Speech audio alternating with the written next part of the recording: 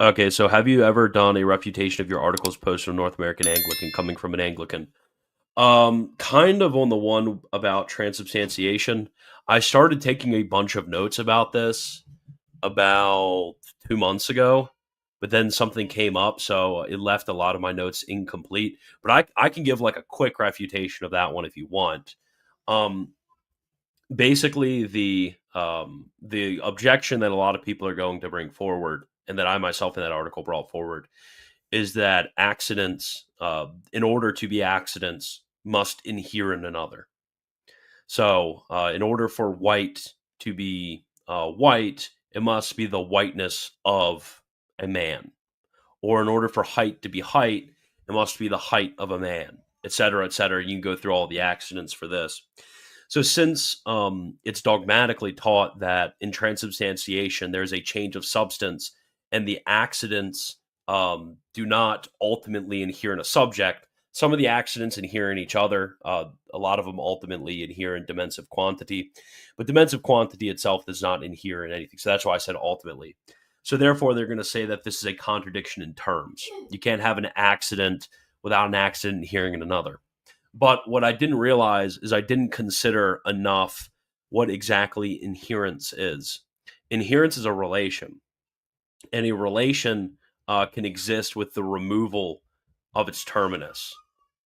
So, for example, if I have the relation of sonship to my father, and then my father's evaporated from existence, he's just like doesn't exist anymore.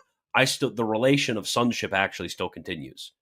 So you can remove the terms of relation without the relation ceasing to exist.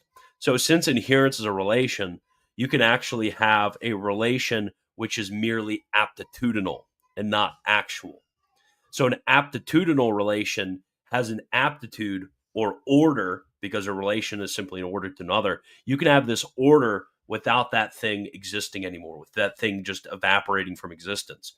So just as I'm able to still have sonship and that order, even if my father gets zapped from existence, so also can accidents still have that aptitude or order when the substance is transubstantiated and it no longer actually but only aptitudinally inheres in another.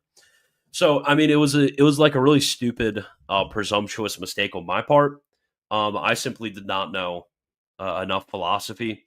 I didn't connect the dots at all. I was stupid. I was silly.